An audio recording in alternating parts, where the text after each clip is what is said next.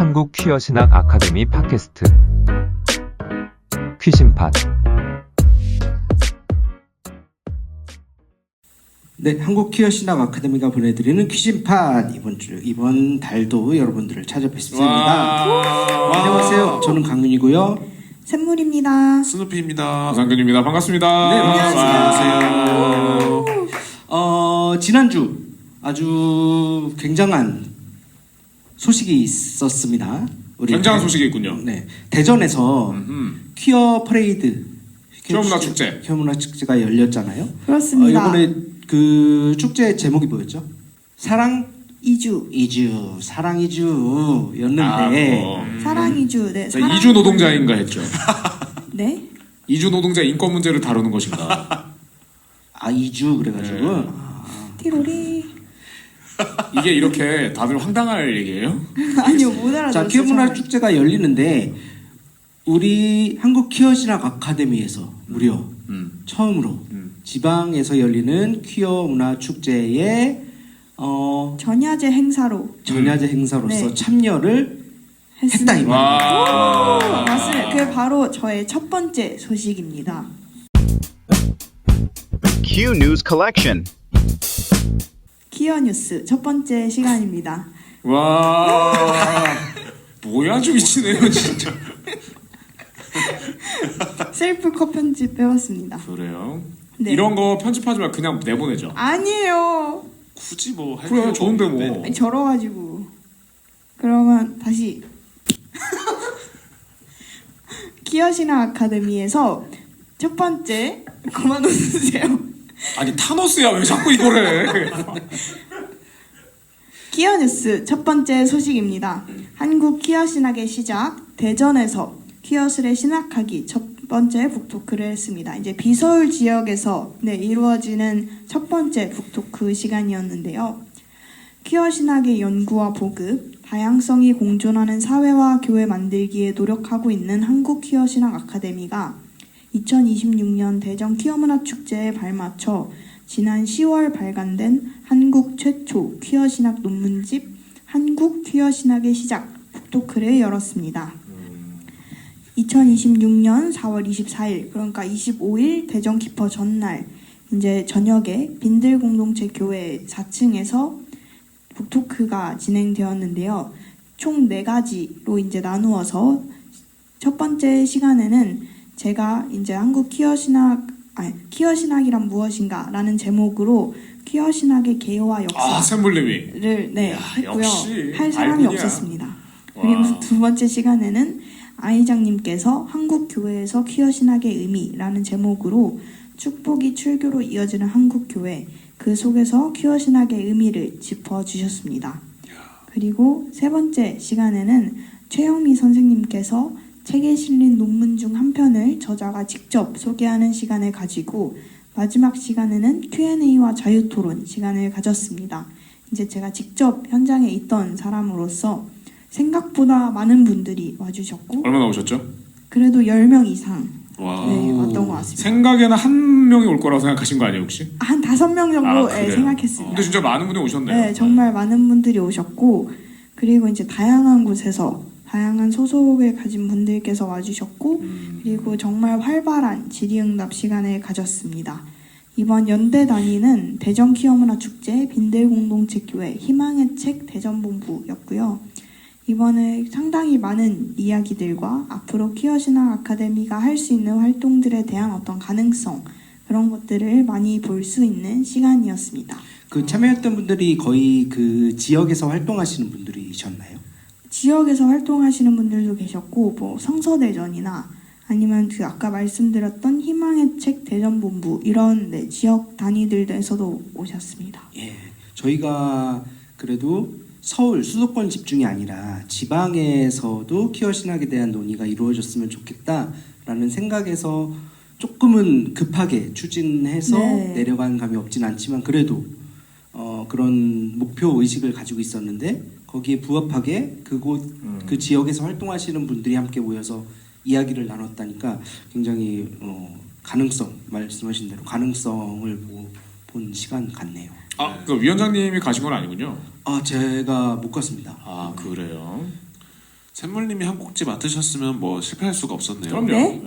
아니요, 제가 지금 샘물님이야말로 우리 어떤 이 퀴신팟에 있어서 굉장히 어떤 중요한 차세대 리더. 맞아요. 세상에. 이미 뭐 차세대가 아니죠. 현재 즉시 전력감이다. 이렇게 볼 수 그렇죠. 있죠. 네. 와, 세상에. 아닙니다. 그렇기 이것은, 때문에 네. 이번에 북토크에서도 좀 주제가 퀴어 신학이란 무엇인가 바로 그 가장 얘기죠. 핵심되는 가장 중요한 주제야. 그리고 첫 번째 발제를 했다는 거야. 아, 예. 이거는 뭐 그렇게 놀랍진 않습니다. 선생님께서 아마 이 방송 듣는 지금 분들도 피 같으세요. 당연하다라고 생각하고 아니, 있을 아니, 거예요. 아우, 네. 세상에.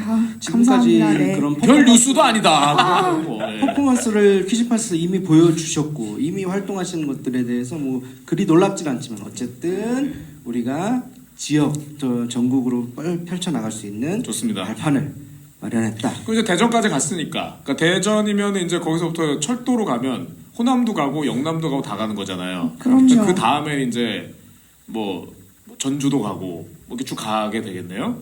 저희가 안 그래도 연초에 이제 모여서 회의를 할 때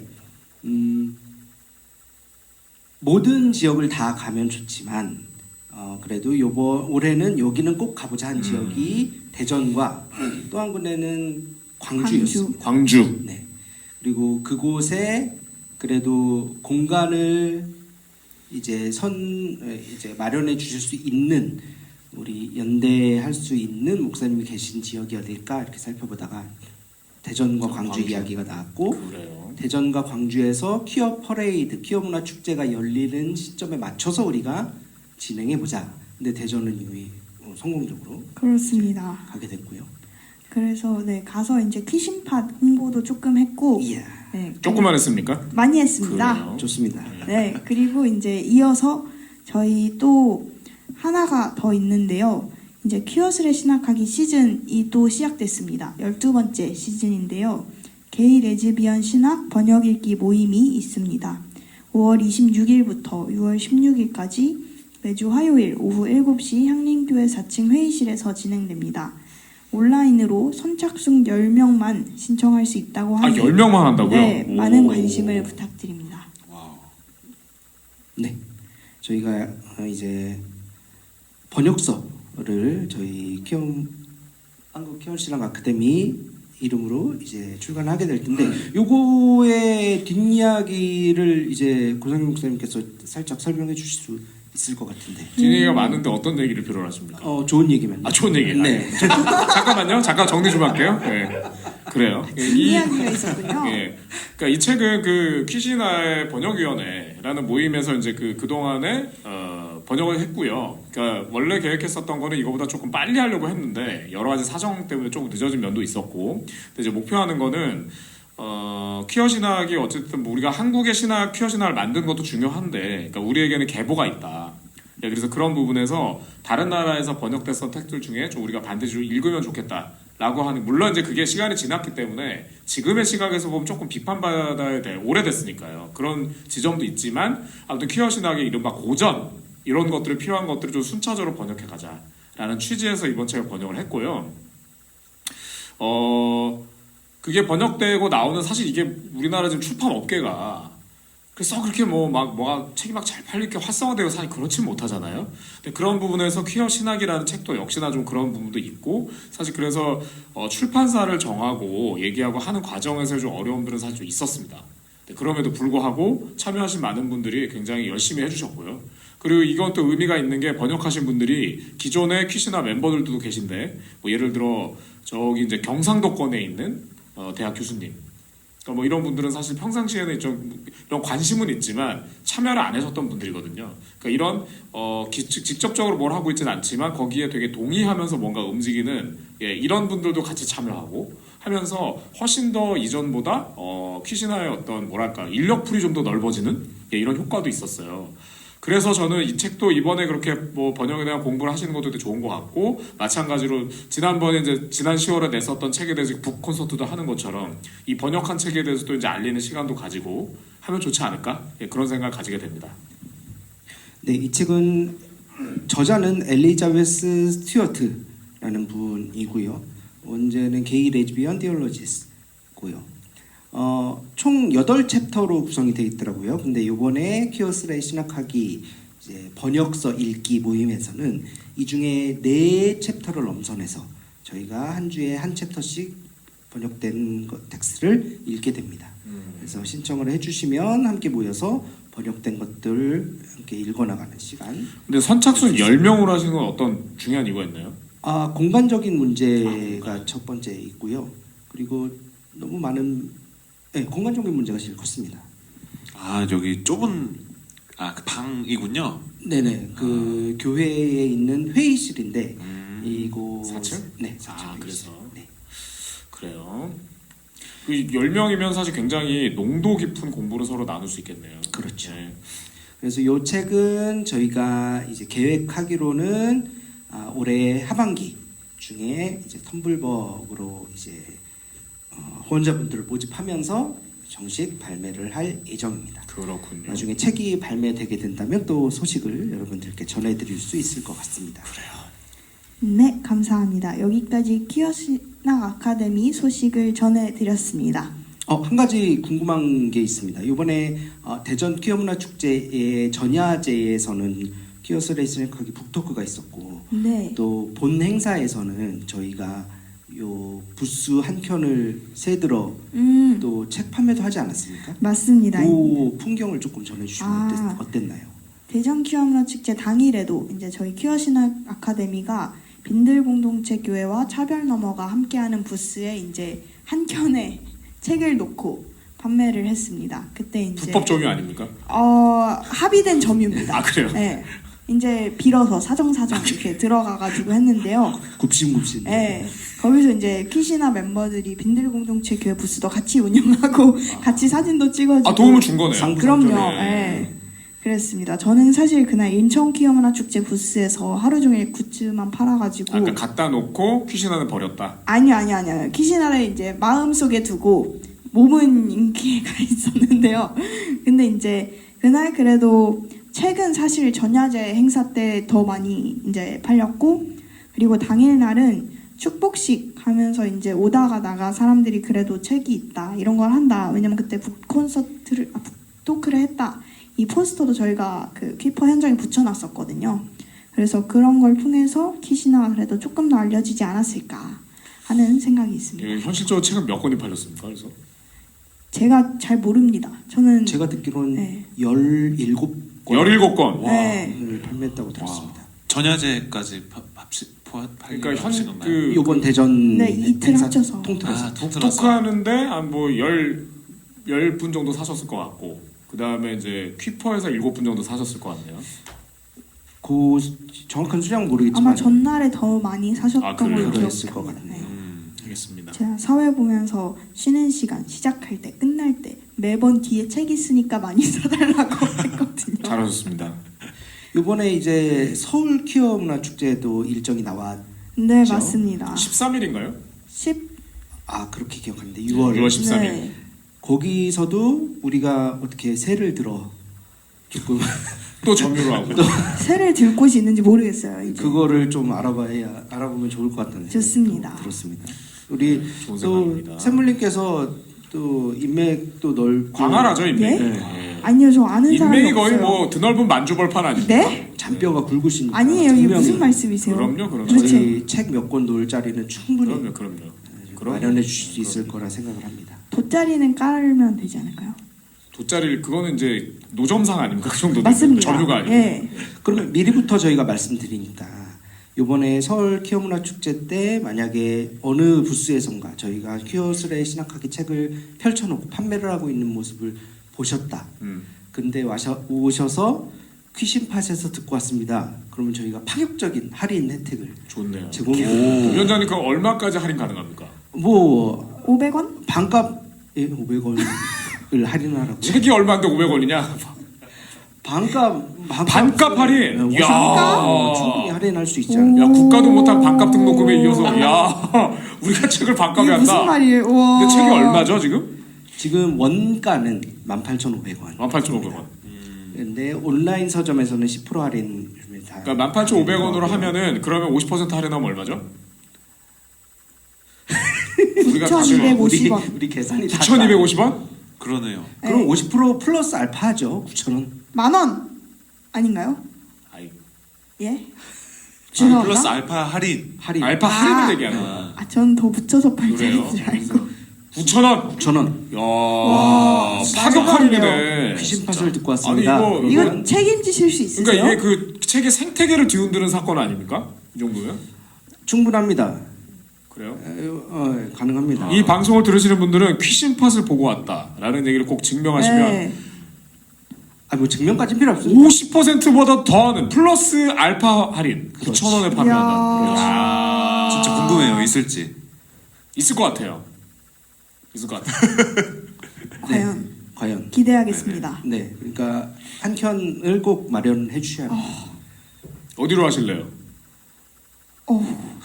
우리의 출판사가 또 Q&A이기 때문에 아, 그쪽에 조금 얘기해볼게요. 아니죠. 아이, 위원장님 지금 샘물림 무시하는 거예요? 샘물림 정도면은 조직위원회 공식 굿즈샵. 아, 그렇죠. 그런 데 정도는 한껏 떡하니 자리 잡죠. 절대 안 됩니다. 네, 절대 안 됩니다. 절대 안 돼. 불가능.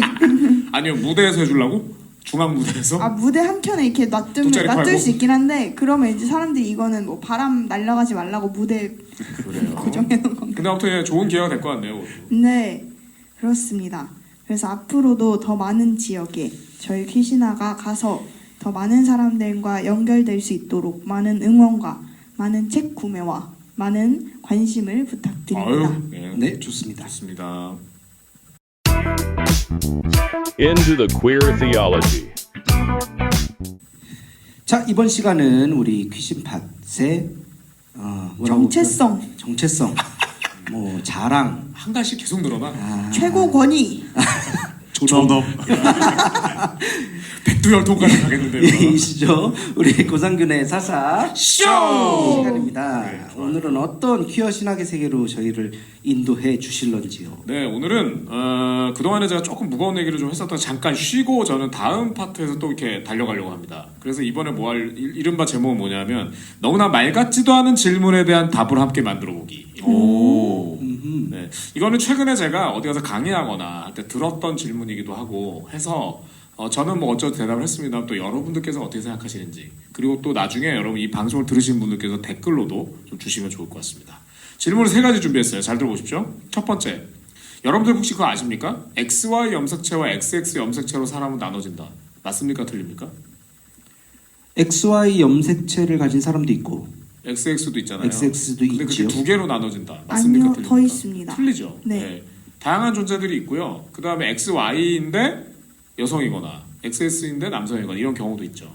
그러니까 이게 규정되지 않는 이게 범주들이 굉장히 많이 있다라는 건 사실 이미 이제 뭐 과학계는 다 알고 있는 얘기인데요. 그런 얘기를 강의 때 했단 말이에요. 그리고 또 어떤 분이 딱 손을 들더니 미리 말씀드립니다. 이 질문 다 3개는 다 개신교인들이 한 질문입니다. 두 염색체 말고 다른 존재가 있다고요? 아니 그거는 소수의 유전자 이상 같은 거잖아요. 아니 그걸 가지고 다른 그 2개의 성, 이 2개의 성과 같은 개념으로 존재한다. 이렇게 말하는 건 이상하지 않아요? 라는 질문입니다. 자, 이에 대해서 여러분 어떻게 대답을 해주면 좋겠습니까? 질문자의 요지는 그렇네요. 어떤 정상적인 범주가 있다. 그렇죠. 정상적인 범주 이외의 것은 비정상이다. 일종의 비정상이다, 돌연변이다. 네. 혹은 감기 걸린 뭐 이런 거 같다는 거 이런 거겠죠. 그러므로 정상적인 것이 아닌 것은 인정을 할 수 없다. 같은 범주에 둘 수 없다. 논리네요. 네. 그 논리의 출발은 어쨌든 본인이 가지고 있는 본인만이 정의 내린 정상의 범주겠네요. 그럼 일단 이건 당신이 규정한 얘기입니다. 이렇게 한다는 거죠. 그렇게 좋아요. 말할 수 있겠죠. 자, 2분은요. 아, 저는 좀 말이 길어질 것 같은데요. 일단 짧게 해보세요. 그러면 좀 시간이 필요해요. 그래요. 좀 생각하시고 예, 샘블렘. 저도 미니 목사님 말씀 비슷하게 이제 그거는 어떤 합의된 정상적인 어떤 그런 구분이 있는 게 아니고 그거는 본인이 그렇게 생각하는 거지 실제로는 그렇게 2가지로 뭔가 규정된 그 정상적인 무언가 있는 게 아니다 라면서 대답할 것 같습니다. 좋습니다. 네. 저는 시간이 더 필요할 것 같아서. 빵꾸 내는 겁니까? 자, 알겠습니다. 사실은 지금 여러분들이 다 말씀 주셨습니다만 이거는 이미 어떤 것은 정상이다, 어떤 것은 비정상이다라는 전제가 있죠. 그래서 말씀 주신 것에 대해서 그게 그런 말씀이신 거군요. 그런데 정상과 비정상이라는 걸 이미 규정하고 계신 것 같아요. 근데 제가 오늘 말씀드린 건 그 규정이 실은 적합하지 않다라는 말씀을 드린 겁니다. 그러니까 여기에 대해 생각이 다르시면 어쩔 수 없고, 그런데 명징하게 아셔야 되는 것은 그렇게 규정하는 것을 그렇게 배우신 것에 대해서는 이해하지만 이제 그것이 사실이 아니라는 것에 대해서 이렇게 들으셨으니 조금 더 알아봐 보시면 어떨까 합니다. 라고 얘기했습니다. 혹시 그 답변에 대한 반응이 따로 있었나요? 그 다음에 이제 갑자기 저한테 그러면 혹시 저한테도 이제 그런데 신앙인이시잖아요. 라는 이제 굉장히 비합리적인 얘기를 또 이어서 가시더군요. 또 다른 차원의 논의. 그렇죠. 그러니까 과학적 얘기라는 그럴 수 있는데 그런 신앙적으로 그렇게 보면 안 되는 거 아니냐라는 얘기를 하려고 하는. 그래서 저도 신학도 공부했고 저도 개신교인입니다라고 얘기했더니 그러냐 뭐 이러면서 얘기가 좀 유야무야 됐었던. 그래도 다행히 더 뭔가 진흙탕 싸움으로 번지지 않았네요. 예, 뭔가 그 자리는 약간 컨퍼런스하고 좀 이렇게 약간 뭐라고 해야 됩니까? 규모가 좀 있었네요. 그런 자리여서 그렇게 준동할 수는 없었던 그런 거죠. 두 번째 질문 드리겠습니다. 네. 나도 교회가 성소수자와 함께 해야 된다고 생각해요. 돕고 치유하고 구원으로 인도해야죠. 그런데 지금의 상태를 그냥 인정해주면 그렇게 우리가 안내하는 게 불가능하잖아요? 그 무슨 말이요? 그러니까 저도 성소수자 이걸 잘 들어보 이거 뭐냐면 본인도 자기는 성소수자 차별하지 않아 라고 하면서 얘기를 하는 거예요. 그러니까 저에게 이제 말하면 제가 이제 그 전에 얘기한 건 그런 걸 거 아니에요. 교회에서 성소수자나 여성에 대해서 차별하거나 혐오하면 안 된다 뭐 이런 얘기를 하지 않았겠어요? 그러니까 거기에 대한 질문인 겁니다. 저도 교회가 성소수자와 함께 해야 된다고 생각해요. 그러니까 성소수자를 이렇게 불쌍하게 생각하고 돕고 치유하고 구원으로 인도해야죠 교회가. 근데 그러니까 지금 당신이 그 성정체성 그걸 우리가 그냥 다 인정해 괜찮아 라고 말하면 교회가 그런 안내를 해주는 게 불가능해지잖아요. 이렇게 하는 질문이었습니다. 요거는 약간 그런 질문자의 속내는 이런 거네요. 죄라는 게 있어. 그렇죠. 그리고 그 죄라는 범주 안에 어떤 존재가 들어가. 그건 바로 성소수자야. 요거를 이미 다 깔고 하는 질문 같네요. 그렇죠. 하나 더 가면 그러니까 너의 동성애 뭐 성소수자 이건 너 우리 교회를 통해서 이렇게 안내받아서 부정해. 이성애자가 돼. 바꿔야 된다. 예, 뭐 그런 얘기를 전제한다고 느꼈어요. 그렇게 맞아요. 말씀하진 않으셨지만. 그러네요. 예. 자, 이런 얘기에 대해서 여러분 어떻게 답하시겠습니까? 하나부터 열까지 다 얘기해야 될 것 같은데. 자, 그 중에 가장 중요한 거, 그러니까 시간이 이렇게 길진 않으니까. 예, 자, 한마디로 얘기해 준다면? 잠시만요. 아까 그건 스누피님이 쓰신 거거든요. 네. 그리고 이제 스누프님은 이번에는 못 써요. 예, 이번에는 말씀하셔야 돼요. 자, 이번에는 샘물님 제일 마지막에 얘기하시는 걸로. 그러니까 답변을 뭐라고 할까? 요거는 잘 모르겠어요. 근데 네. 이제 곧 그러니까 한국의 정식 개봉은 아니지만 어떤 영화가 있는데 요 영화를 많은 단체에서 함께 십시일반해서 상영하는 기회가 열립니다. 5월달에. 제목은 1946이라는 영화입니다. 요 영화의 골자는 그렇습니다. 1946이 연도인데 어떤 연도냐? 어떤 미국의 성경 번역본이 나온 해예요. 근데 그 번역본에 처음으로 성경에 보면은 동성애를 우리가 혐오한다고 생각하는 그런 구절들이 있잖아요. 그렇게 동성애를 암시하는 번역본이 처음으로 나온 해라고 합니다. 근데 요게 오역이다라는 것을 추적해 나가는 그런 영화라고 해요. 그러니까 결국 골자는 우리가 죄라고 인식하는 것들이 다시 한번 들여다봐야 되는 거죠. 그게 사실은 우리가 만들어낸 개념일 수 있다. 죄라는 것은 그렇게 어떤 존재를 그렇게 존재한다는 것만으로 죄라고 규정할 수 없다라는 약간 그래요. 예. 그런 게 중요한 있었죠. 말씀입니다. 예, 이어서 스누피님. 저는 이런 질문을 들으면은 그냥 막 머릿속이 그냥 하얘져요. 대체 어디서부터 어떻게 얘기를 해야 될까? 지금도 약간 하얗긴 한데 일단 지금으로서는 그렇게 해서 구원받은 사람들이 가는 곳이 있다면 그곳이 그렇게 좋지 않은 곳일 것 같다. 저는 그런 얘기를 좀. 그렇게 해서 구원받는 사람들이 가는 곳은 천국이냐? 네, 그러니까 그 천국의 모양이 이렇게 다정하진 않은 것 같다. 다정하진 않을 것이다. 그런 얘기를 할 것 같습니다. 좋습니다. 선물님?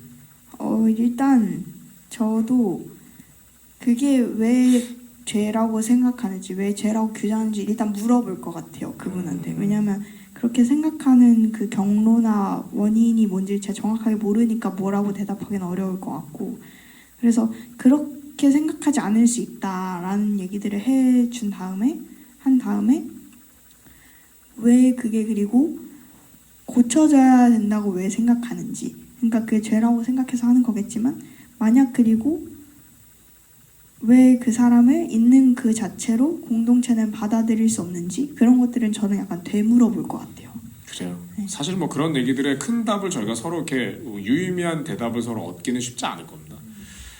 그런데 이제 저희가 이런 질문에 대해서는 그런 생각을 좀 할 필요가 있죠. 그러니까 우리가 다 느끼는 거지만 처음에 최초에 이제 그 한국 속 상황만을 놓고 봤을 때 뭐 대놓고 뭐 예를 들어 2007년 그 차별금지법 첫 번째 제정 입법 제정 운동이 시작이 되고, 그러면서 의회 선교연합이 만들어지고 뭐 바른 뭐 어쩌고 막 그걸 만들어지고 이러면서 소위 혐오 단위들이 이제 구체적으로 뭔가 움직임이 시작될 때, 그때는 사실 혐오를 대놓고 얘기했습니다. 그러니까 우리가 뭐 혐오하면 안 되냐 뭐 이러면서 그거 하면은 뭐 잡혀가는 거냐 뭐 이런 얘기 막 했었죠. 근데 이제 그게 사회적으로 공론화가 되거나 혹시 자기들이 이렇게 뭐랄까 우월적 지위를 가지지 못한다 이런 얘기들이 하는 건지 알게 되면서 그 다음에 하는 전략적 변화는 지금 얘기하는 이런 거죠. 우리도 성소수자 불쌍하게 생각해요. 우리도 함께 하려고 그래요. 뭐 이런 방식으로 얘기하는 겁니다. 근데 이런 게 그러니까 여기에 대해서 이 언어가 가지는 어떤 폭력성이나 이 언어의 문제의식을 제대로 느끼지 않거나, 아니면 이게 대충 들으면 교회도 성소수자랑 함께 하자는 거구나. 그러니까 이렇게 넘어갈 수도 있게 되는 거죠. 이게 되게 전략적인 변화가 좀 있었던 것 같고, 그러면서 이 얘기가 이제 약간의 이제 왜 뭐라고 해야 됩니까? 논리가 좀 안 맞죠. 그러니까 함께 해야 된다고 생각하는데 너는 바꿔야 돼. 이런 얘기인 거잖아요. 그러니까 이게 논리는 좀 안 맞지만, 그럼에도 불구하고 최근에 어떤 흐름들은 이런 식으로 이제 진행되고 있다라는 것도 좀 볼 수 있는 거죠. 그럴 때 그러면 그러니까 그게 우리는 역시나 이것도 말이 안 되는 거지만 저희들은 그런 부분에 논리를 계속 개발하고 있다는 거예요. 근데 우리는 그럼 그런 부분에서 조금 노력을 하고 있냐? 그러니까 이런 얘기에 대해서 명징하게 좀 문제 제기를 하거나, 명징하게 그거는 논리가 안 맞다 이런 얘기를 할 수 있는 우리 준비도 필요하지 않겠냐, 이런 의미에서 질문을 한번 드려본 겁니다. 궁금한 거는 네. 그런 현상들, 그러니까 애초에는 대놓고 거부하고 혐오하고, 하지만 이게 조금 바뀌어서 겉으로는 환영하는 듯하지만 사실상 혐오하는 것인 경우 있잖아요. 그러면 일련의 흐름을 그래도 한 걸음 나아갔다 생각하시는지, 아니면 그냥 저들의 계략을 바꾼 것 그 이상 이하도 아니다 라고 생각하시는지. 저는 후자라고 생각합니다. 후자라고. 예, 훨씬 정교해졌다. 정교해졌다라고. 예, 그렇게 생각합니다. 그러니까 뭐 마치 그런 거겠죠? 그러니까 전쟁이 없는 세상이 좋은 거잖아요. 근데 이전에는 칼로 죽였는데 지금은 갑자기 막 기관총이 생겨가지고 죽는 사람이 제가 죽는지도 모르고 죽는 거, 뭐 이런 상태? 그럼 우리가 훨씬 더 좋아졌다고 말해야 될까요? 그러니까 이런 건 아닌 것 같거든요. 그러니까 이런 게 이전에는 그냥 혐오한다 그러면 우리가 피아를 구분하고 뭔가 할 수 있었는데, 우리도 성소수자 함께 해야 된다고 생각하지. 그럼 이제 그런 얘기, 그런가? 달라졌나? 그랬다 더 큰 상처를 받을 수도 있는. 예, 그래서 저는 훨씬 더 이게 좀 정교해지고 어려워졌다 이렇게 생각이 돼요. 어려워졌다는 말은 공감이 되네요. 예. 고민이 됩니다. 자, 세 번째 질문 가볼게요. 역시 이제 사회적 다양성이나 그러니까 성에 대한 어떤 다양성에 대한 존중을 해보자 뭐 이런 얘기를 했었던 어느 날인데, 그때 저도 다 인정한다는 거, 그런 거 들으니까 그거 사실 되게 편하고 좋아 보이죠. 그런 거 되게 멋있어 보이잖아요. 그런데 정말 그렇게 다 인정하고 그렇게 되면요, 사회와 교회가 겪고 혼란에 대해서 생각해 보셨어요? 라고 하는 질문이었어요. 이야. 계속 지금 여러분 표정을 못 보고 계신데 스누피님은 얼굴이 하얘지셨어요. 머리도 하얘지고 얼굴도 하얘지신. 예. 그것을 인정한다고 해서 혼란이 올지 어떻게 장담하실지. 예, 이분은 장담하고 있는 겁니다. 그거를 역으로 물어볼 것 같아요. 그렇죠. 그리고 저는 만약에 혼란이 온다라고 만약에 그분이 장담하신 대로 된다라고 가정을 해도 당연히 인정되어야 할 것이 인정되지 않았을 때 우리가 지금 이 상태인 거지 당연히 해야 할 것을 왜 그렇다고 하지 않아야 하는가? 이런 얘기를 할 거. 그렇습니다. 어떠십니까, 선생님? 그 혼란은 그분이 오히려 더 만들고 있지 않나요? 그냥 오면 되는데. 그렇죠. 사실 그러니까 우리한테 전혀 이해가 안 되는 얘기죠. 그러니까 어떻게 보면 이거는 그런 혼란이라 본인이 표현한 얘기는 본인한테 되게 확고하다고 생각하는 게 붕괴되는 것에 대한 두려움이라고 저는 생각이 돼요. 그러니까 사람들은 뭔가 되게 이렇게 안정적인 거, 특히나 왜 개신교 신앙은 그 되게 단선적이고 전에도 얘기한 거지만 2000년의 기독교 전통이 갖고 있는 어떤 얘기들을 굉장히 단편화시킨 게 한국 개신교잖아요. 예. 그러니까 그 사형리 같은 거. 그러니까 그거 주고 너 구원 받았어요. 믿어요, 안 믿어요? 믿어요. 오케이. 이러면 끝나는 거잖아요. 그렇죠. 그러니까 이게 되게 단순하고 확고한 거, 이게 되게 사람한테 되게 큰 힘을 주고 위로를 주죠. 근데 지금 우리가 얘기하는 방식은 뭐죠? 너무 우리 되게 다양해요. 그리고 지금도 끊임없이 변화해요. 그러니까 우리가 좀 알고 배워야 돼. 우리 지난번에 샘물님께서 깃발 같은 거 보여주시고 강민미니님이 하셨죠. 깃발 같은 거 보여주시 이거 뭐냐. 근데 정말 우리 막 어떤 거 잘 모르기도 하고 저 같은 경우는 저도 꽤나 사실 좀 보고 좀 한 때가 있었는데 잘 모르는 게 있거든요. 많아요. 그러니까 이런 거는 어떤 분들에게는 배워야 되겠다라고 하지만 어떤 분들한테 그거는 혼란입니다. 왜? 왜 그게 자꾸? 그거 없다고 하면 되잖아. 이렇게 되는 거죠. 그러니까 그런 거에서 저희는 좀 어떤 면에서 첫 번째는 이걸 그이들을 인정하자는 얘기가 아니고요. 조금 이해할 필요가 있다. 그이들이 그렇게 하는 문제가 적대감을 드러내는 것이 실은 적대감 이면에 갖고 있는 건 적대감이 아니라 두려움과 공포다. 그러면 당신도 괜찮아요. 라는 얘기를 조금 해줄 필요가 있다고 저는 보여요. 우물 밖으로 나올 용기를 함께 심어주는 게 맞습니다. 당신 지금 우물 안에 있어요. 라고 얘기하는 거. 거기 나오면 굉장히 시원하고 좋아요. 이런 얘기. 근데 싫어요. 나는 지금 우물 안에 있을 거야. 뭐 이런 존재. 그럼 우리는 그이들을 약간 측은하게 사실은 조금 생각할 필요가 있다. 뭐 그런 겁니다. 자, 오늘은 그 너무나 말 같지 않은 질문에 대한 답을 하기로 3가지 주제를 잡았고요. 사실 이런 질문을 이렇게 말씀드리고 이런 얘기를 나누는 것 자체가 여러분 어떻습니까? 사실 우리 마음이 좀 불편해집니다. 그럼에도 불구하고 우리가 이런 얘기를 하는 이유는 우리가 늘 이렇게 서로 간에 잘 알고 친하고 안전한 사람들과만 살고 있지는 않다. 자, 그렇다면 그런 부분에서 또 우리는 무엇을 어떻게 하면 좋을까? 하나 더는 그래도 우리는 이렇게 만나서 얘기를 나누고 할 수 있는 친구들이 있는 거잖아요. 근데 이 방송을 듣는 분들이나 혹은 적지 않은 한국의 개신교인 중에 자신의 정체성에 대한 고민이 있거나 자신의 정체성을 다양성으로 생각하시는 분들의 입장에서는 매일매일의 이런 질문이나 이런 혐오에 직면하고 있는데 자기가 단독으로 노출되었을 가능성도 많습니다. 사실 그럴 때 우리가 이 방송을 뭐 많은 분들이 듣는 건 아니지만 이런 고민을 하는 이들이 실은 많이 있다. 그리고 이럴 때 이런 얘기를 한번 해보면 좋지 않을까라는 얘기를 한번 나눠보는 것은 저는 그분들에게도 어떤 면에서 되게 응원이 되지 않을까라는 생각으로 준비했고요. 끝으로는 저들은 아직이 아니라 되게 상태가 안 좋은 얘기를 많이 하지만 그럼에도 불구하고 이렇게 계속 진화하고 전략을 막 변화시키잖아요. 근데 우리는 그런 변화나 우리는 그런 공부를 하고 있는가? 이런 얘기를 질문을 드리면서 오늘의 사사쇼를 마무리하겠습니다. 감사합니다. 뭔가 확장성을 생각을 한다면 이런 질문들을 생각해 보는 것이 굉장히 필요하다는 생각이 드네요. 어쨌든 전략이라고 말씀하셨는데 전략으로 접근하는 정말 소수가 있다고 보거든요. 대다수는 회색지대에 있는 분들이라고 생각을 해요. 그 전략을 깊게 생각하지 않고 그냥 휩쓸려 다니는. 그러면 그런 사람들에게 우리가 확장성을 가지려면 맞아요. 그런 질문들을 답하는 것들도 충분히 우리가 어떻게 어떻게 보면 준비라고 해야 될까요? 준비가 되어 있으면 훨씬 좋겠다라는 생각이 같은 생각입니다. 드는 시간이었습니다. 들어줘서 감사합니다. 감사합니다. 네, 감사합니다. Recall the Q history. 자, 이번 시간은 제가 준비한 순서죠. 퀴어에 관한 역사를 살펴보는 시간입니다. 제가 굉장히 좋아하는 시리즈 뭐죠? 항상 무엇을 어떤 역사를 말하는 걸 좋아할까요? 미국이요. 미국 친미주의자? 미국 좀 최초의 역사. 그렇죠. 최초 시리즈. 그렇죠. 최초로 좋아하는. 그렇죠. 최초 시리즈 좋아합니다.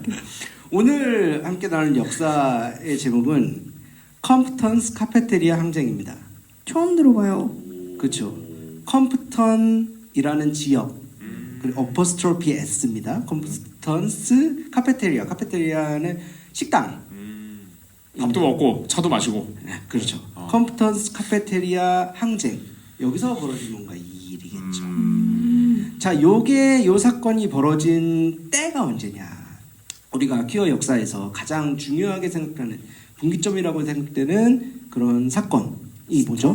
스토널 항쟁. 언제죠? 80 60. 더. 이 사람아. 이 정도 좀 알아라. 1900 빨리 검색해봐요. 지금 스누피님과 세물님이 못 알았어. 검색을 하고 있습니다. 근데 샘플이 못 달라서 못 찾아. 1969년 6월 28일 새벽 1시 20분. 1969년입니다. 스토널 항쟁이. 그런데 이 컴프턴스 카페테리아 항쟁은 그로부터 3년 전입니다. 3년 전. 1966년. 어머. 최초긴 하네요. 겁니다. 자, 스토널 항쟁이 뉴욕에서 벌어졌죠. 요 컴프턴스 카페테리아 항쟁은 서부입니다. 샌프란시스코입니다. 샌프란시스코에 텐더로인 지역이 있었습니다. 거기는 어떤 사람들이 모여서 살고 있는 지역이었냐? 가난한 성소수자들, 특히 트랜스 여성들이 많았고요. 그리고 드래퀸, 그리고 성노동자들, 이런 사람들이 모여 살고 있는 지역이었습니다. 그 지역에 이 컴프턴스 카페테리아라는 식당은 이 지역에서 몇 안 되는 24시간 운영이 되는 그런 식당이었어요. 그래서 이 성소수자들, 특히 트랜스젠더들이 늦은 밤에 이곳에서 모여서 이제 서로의 안전을 확인도 하고 또 소통도 하고 그런 공간이었습니다. 그런데 이 식당의 직원들, 이 식당 측은 이들을 어떻게 생각했을까요? 별로 마뜩치 않게 생각을 했습니다. 그래서 이제 오랜 시간 동안 자리를 차지하고 이제 그들이 앉아 있으면 경찰을 불러서 이들을 쫓아내는 이런 일들이 비일비재했던 곳입니다. 그런데 사건이 언제 일어나냐? 1966년 8월 어느 무더운 밤이었다고 합니다. 이날도 역시 식당 매니저가 트랜스젠더 손님이 이제 좀 소란을 피운다는 이유로 경찰을 부르게 됩니다. 뭐 여느 때와 같은 장면이었겠죠. 근데 경찰이 와서 평소처럼 이 트랜스젠더 여성을 체포해서 끌고 나가려고 하는데 이날 이 여성이 순순히 그 체포에 응하지 않습니다.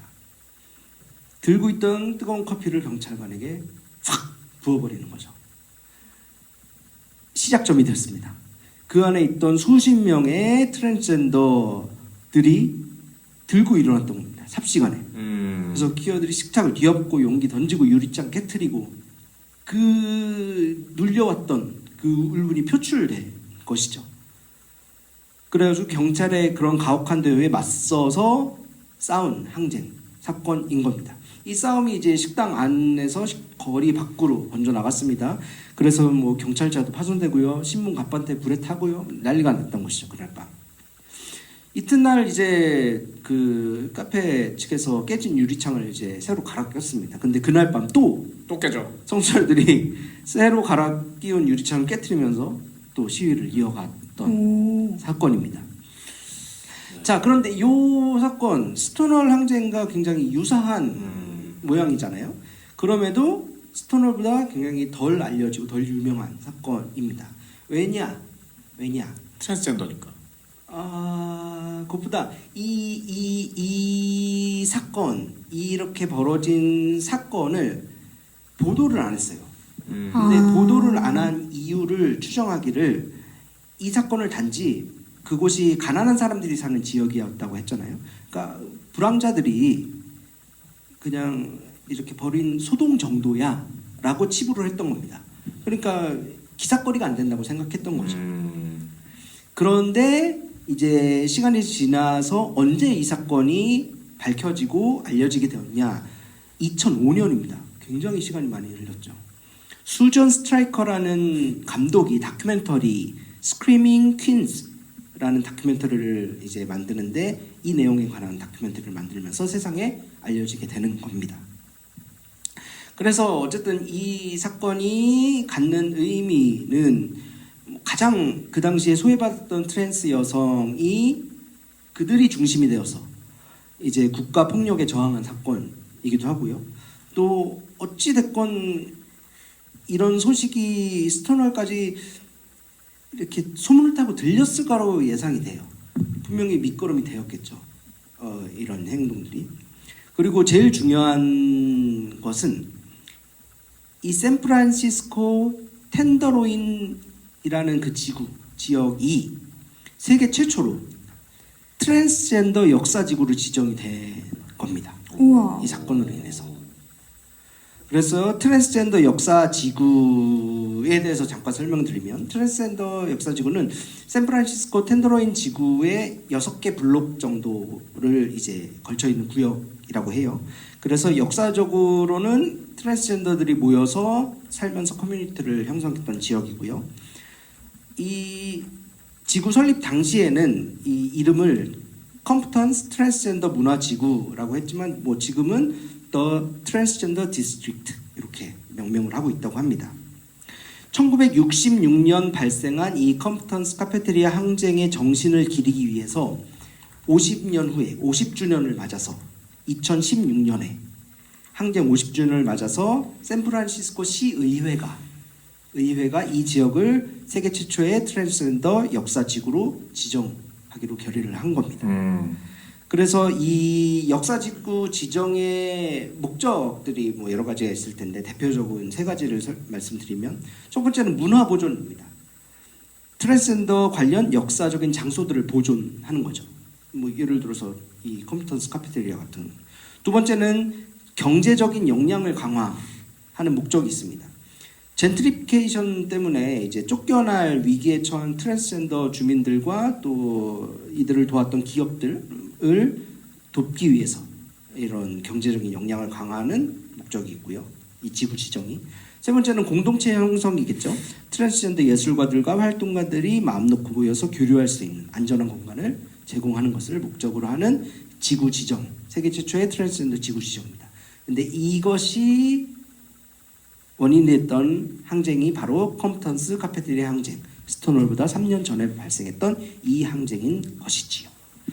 이렇게 해서 컴퓨턴스 카페테리아 항쟁에 관해 우리가 살펴보았습니다. 굉장히 흥미롭습니다. 스톤월 전에도 있었는지는 전혀 몰랐었어요. 그러니까 수잔 스트라이커가 아까 말씀하셨던 그이가 영화 감독이기도 하고 역사적인 뭐 이런 걸 맥락한 학자이기도 하고요. 그래서 이분이 아까 말씀하신 그 영화가 나오고 몇 년 후에 그거를 이제 기반해서 연구를 더 진척시켜서 우리나라 번역된 책인데요. 트랜스젠더의 역사? 라는 책을 내기도 했습니다. 그래서 그 책에서는 이제 이 얘기를 굉장히 쟁점화하세요. 그러니까 아까 말씀하신 대로 단순히 언론에서 보도를 안 한 문제를 떠나서 왜 스톤월은 강력하게 얘기가 되는데 이거는 왜 나오지 않았냐? 스톤월에서는 핵심으로 움직였던 사람들이 적지 않은 사람들이 동성애자들이었고 물론 거기에도 트랜스젠더 같이 했지만 근데 아까 지금 말씀하셨던 얘기들은 이제 메인이 트랜스젠더 분들이고 이러니까 오히려 그러니까 더욱더 성소수자 안에서도 성소수자들이었다. 그래서 당시에 성소수자였지만 게이나 이런 이들은 별로 거기에 관심을 두지 않았고 그래서 이게 더 공론화되지 못한 이유이기도 했다 라고 하면서 성소수자 안에서도 차별이었다 라고 하면서 그걸 되게 쟁점으로 얘기를 하시기도 했죠. 네, 트랜스젠더의 역사라는 제목으로 수잔 스트라이커의 책이 있습니다. 관심 있으신 분들 찾아보셔도 좋을 것 같습니다. 네, 책이 나온 지 오래됐어요. 품절됐겠지요. 네. 저도 아마 그 아쉽네. 중고 서점 같은 데서 이제 가면은 가끔씩 찾아보거든요. 관련된 서적들이 있나? 거기서 집이 있나? 굉장히 그걸 이렇게 개론적으로 보기에 굉장히 좋은 그런 책입니다. 그렇군요. 네. 글 쓸 때 참고할 때 굉장히 좋은 책 중에 하나. 아니 저는 그 이제 퀴어들 모여가지고 가게 모여 있으면 그 가게는 그것 때문에 장사도 잘 되고 좋은데 굳이 또 경찰 불러가지고 나가라고. 그러니까 그런 문화유산이 있는 지역 안에 있는 가게인데 또 친화적으로 하지 못할 망정 그러니까 참 그랬던 거죠.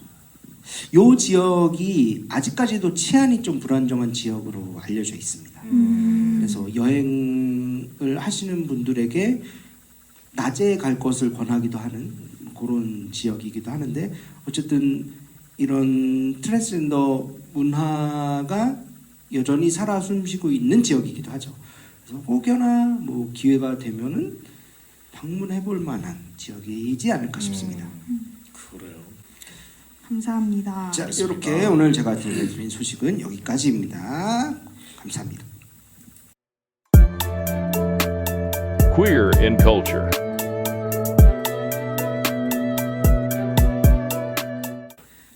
자, 오늘 마지막 순서죠. 우리 순우피님께서 퀴어 문화 콘텐츠 소개해 주시겠습니다. 지난달 우리 펑크를 내셨어요. 보고 싶었어요. 깔끔하게 펑크를. 저희가 한 달 동안 죄송합니다. 향유할 문화 그리웠어요. 콘텐츠가 없었습니다. 콘텐츠 부재상.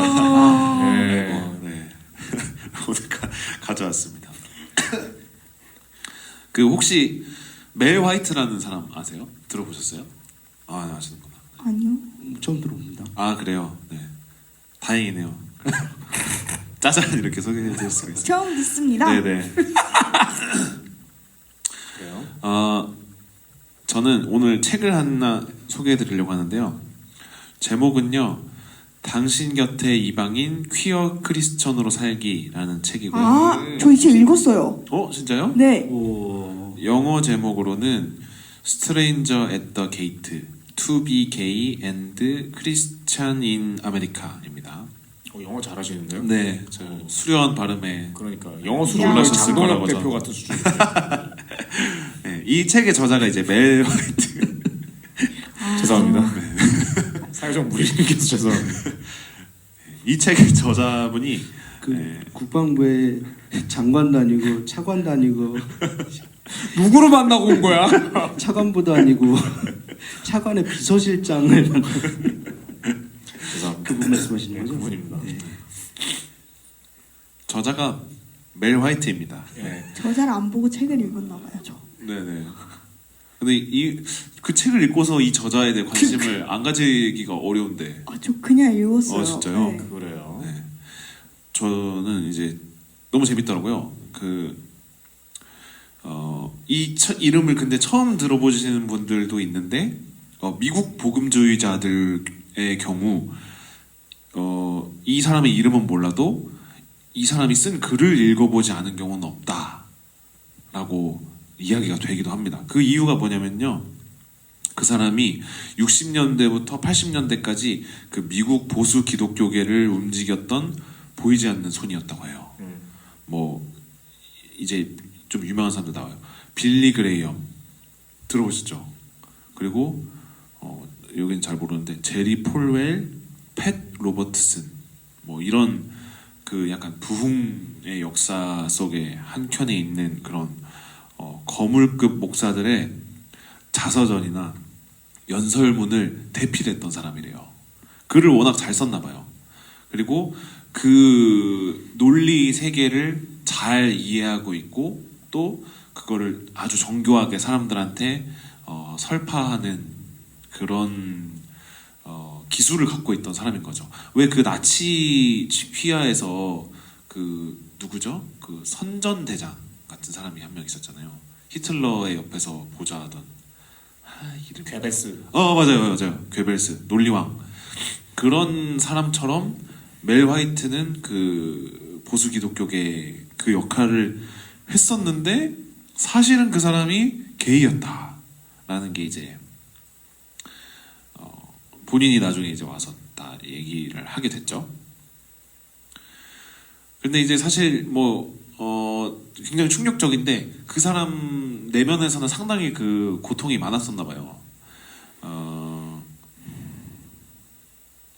이제 본인이 그 보수 기독교계에 이렇게 몸담고 있었던 만큼 스스로도 거기에 되게 열정적이었던 사람이에요. 그러니까 막 그냥 속이면서 이렇게 뭐 돈 벌기 위해서 활동하려고 했던 게 아니라 실제로도 본인은 거기에 마음을 많이 담고 있었고 본인도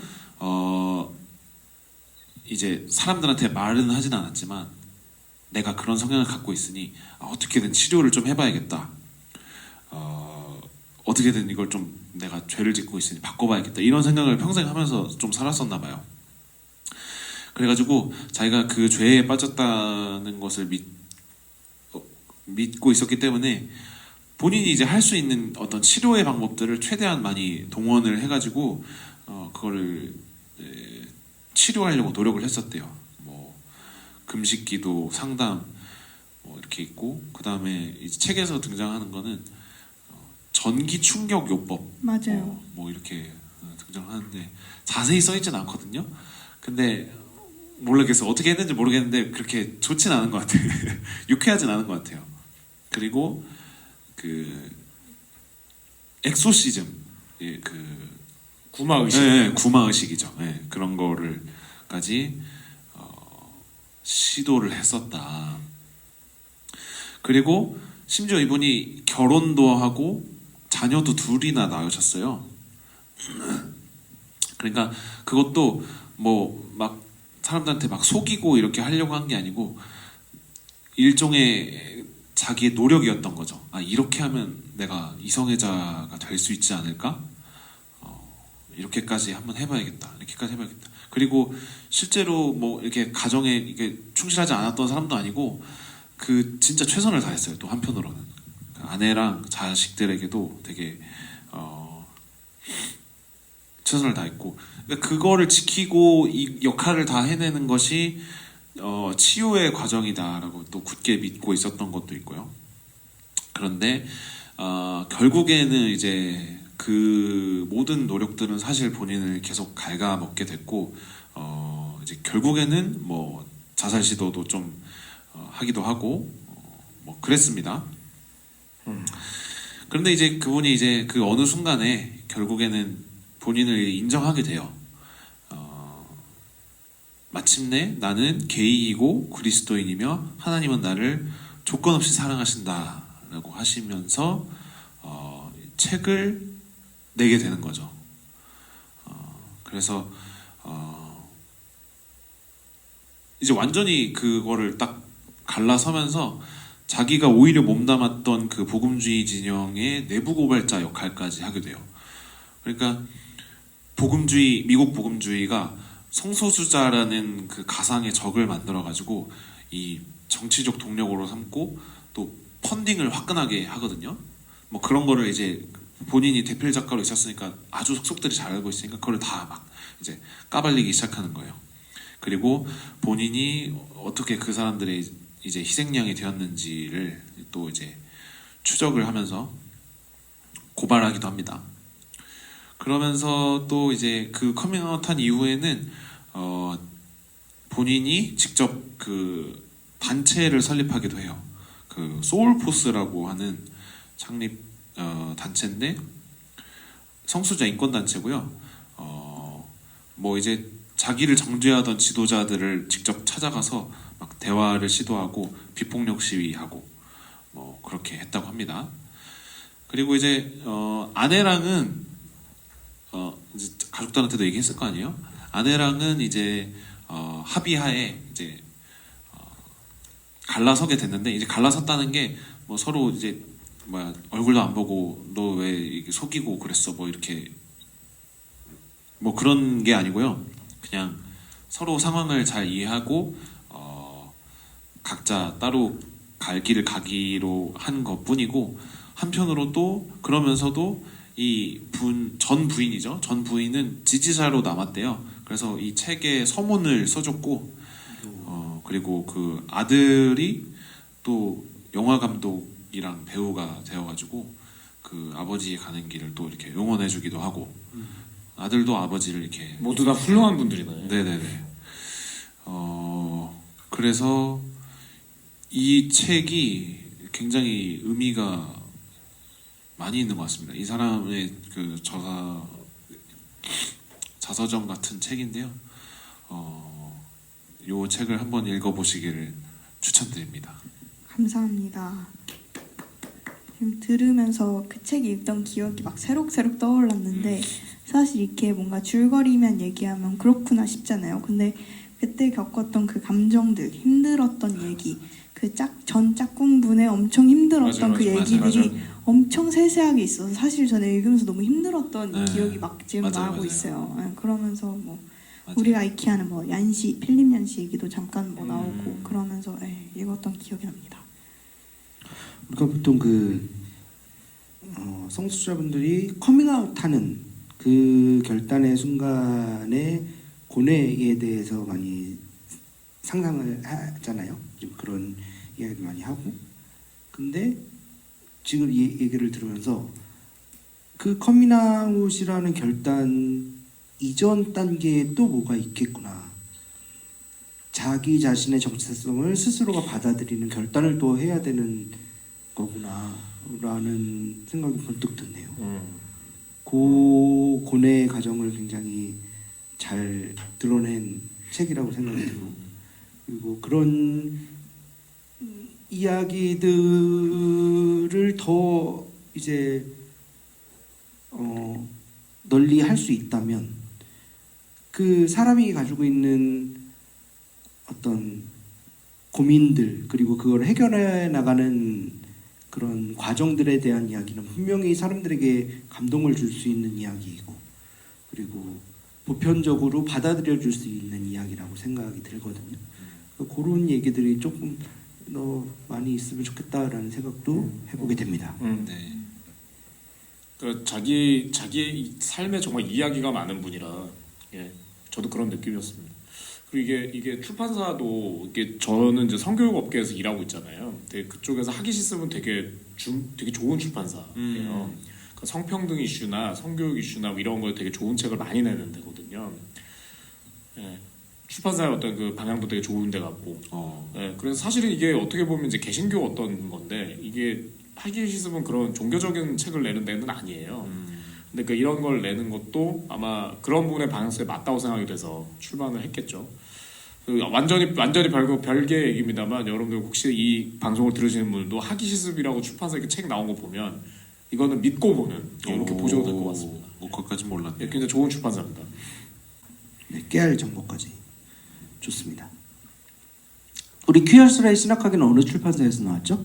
Q&A입니다. 네. Q&A 출판사와 퀴어스의 신학하기. 지금 알라딘과 예스24와 다양한 온라인 서점에서 만나보실 수 있으니 많은 관심과 구매를 부탁드립니다. 죄송한데 AI세요? 어떻게 하셨어요? 네. 자동으로 나온다.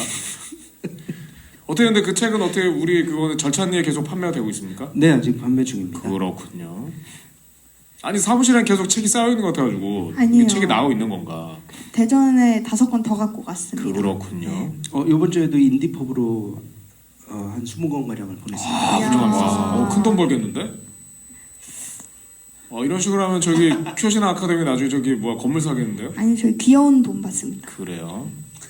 9,000원 받아가지고 나중에 무려 50% 이상 플러스 알파 약간 51% 입은 거 아니야? 55? 할인을 저희 서울 퀴어 문화축제 어느 부스인지 모릅니다. 여러분들이 찾으셔야 됩니다.